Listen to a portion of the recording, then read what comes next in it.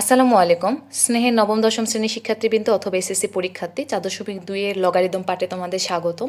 আজকে আমরা 4.2 এর লগারিদম পাঠটুকুর সূত্রগুলোর সাথে পরিচিত হব। আমি তোমাদের এখানে সংক্ষিপ্ত পরিচিত দিব, কিন্তু যখন আমরা অঙ্ক শুরু করব, অনুশীলনীর অঙ্কগুলো শুরু করব, তখন তোমাদের আরও বিস্তারিত বোঝাবো। দেখো, প্রথম সূত্র যেটা আমি লিখেছি সেটা হচ্ছে শূন্য লগের সূত্র। এই সূত্রটা পড়ার আগে আমি তোমাদের আরেকটা জিনিসের সাথে পরিচিত করি। ধরো আমি এখানে লিখলাম লগ এ পি। এটা আমরা কিভাবে পড়ব? নিচে যেটা আছে সেটাকে আমরা বলি বেস। এটা আমরা পড়তে পারি লগ বেস এ পি, উপরেরটাকে আমরা বলি ভিত্তি। আরও ভালোভাবে আমরা পরে জানবো। যা শুধু জেনে রাখো যে নিচে যেটা, আচ্ছা এটা কিন্তু লিখতে হয় এভাবে তোমাদের সাথে কাছে স্বভাবত। প্রথম এটা দেখো, লগের নিচে কিন্তু ধরো 1 2 3 4 10 ছিল, আমি লগের নিচে বেসটা লিখবো, একদম কিন্তু নিচে লিখতে হয়। আর যেটা ভিত্তি সেটা লিখতে হয় উপরে, মানে একদম পাশাপাশি পর্যায়ে। এই জিনিসটা মাথায় রাখবা। দেখো, আমরা প্রথমে শুরু করব শূন্য লগের সূত্র। এখানে একটা শর্ত দিয়ে রাখছে যে কখনোই এ শূন্য হতে পারবে না, 1 হতে পারবে না, এবং শূন্য অপেক্ষা ছোট হতে পারবে না এ এর মান। এখানে যদি আমাদের কখনো লগ বেস এ 1 থাকে, তার মানে আমরা 0 লিখতে পারি। দ্যাট মিনস তোমার যে ধরো এখানে যদি থাকে লগ এর মান যে কোনো হতে পারে, ধরো 1000, 1 কোটি, 1 লাখ, যা ইচ্ছা তাই থাকলো, আর এখানে শুধু থাকলো 1, তার পরিবর্তে আমরা লিখতে পারবো 0। এটাকে আমরা বলি শূন্য লগের সূত্র।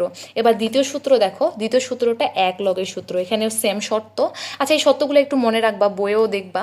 আমি তোমাদের আরও পরে শর্তগুলো শেখাবো। এটা থেকে অনেক এমসিকিউ আসে, বোর্ড পরীক্ষায়ও দেখবা এমসিকিউ আসে।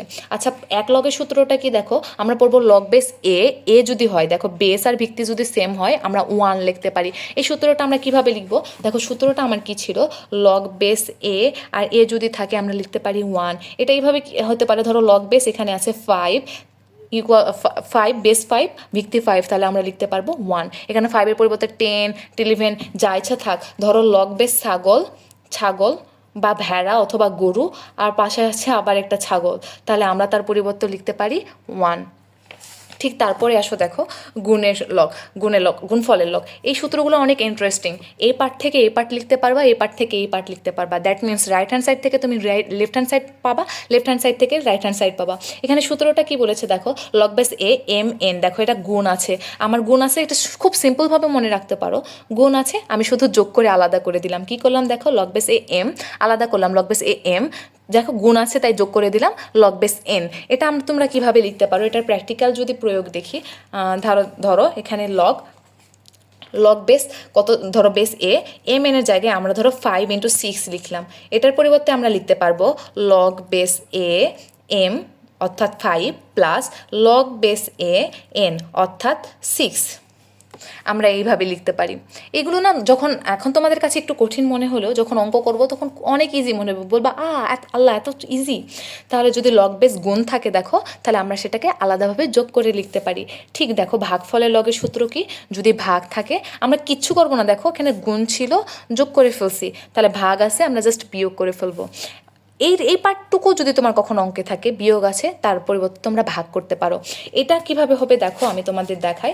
ধরো এখানে লগ বেস দেওয়া আছে, একটা কোশ্চেনে ধরো দেওয়া আছে লগ বেস 10, এখানে 5/2 দেওয়া আছে। আমরা এইভাবে এটার পরিবর্তে লিখতে পারবো কি, log base 10 5 minus log base 10 2 আছে 2।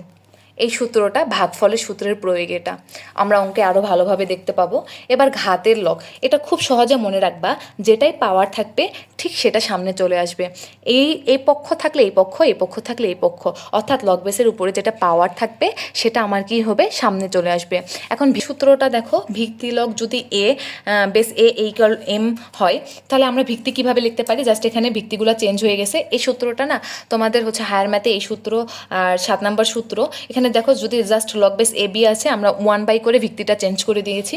এই দুটো সূত্র হায়ার ম্যাথে তোমাদের ব্যবহার খুব বেশি, তাই এটা আমি খুব বিস্তারিত ব্যাখ্যা করবো না। যখন হায়ার ম্যাথে যাবো তখন এগুলো দেখতে পাবো। তোমাদের 4.2 অধ্যায়ে 1 থেকে 5-এর এই 5 পর্যন্ত সূত্রগুলো খুব ভালোভাবে ব্যবহার করা হয়েছে। আশা করি সূত্রগুলো বুঝেছো। একটু কনফিউশন থাকতে পারে, তোমরা এটা কাজ করবা, তোমরা এরকম খাতায় লিখে ফেলবা। তারপরে আমি যখন অঙ্ক শুরু করব তোমরা আস্তে আস্তে সবগুলা সূত্র খুব ভালোভাবে বুঝতে পারবা। সো নেক্সট ভিডিও থেকে 4.2 অধ্যায়টা ইনশাল্লাহ পর্যায়ক্রমিক সমাধান করাতে চেষ্টা করব।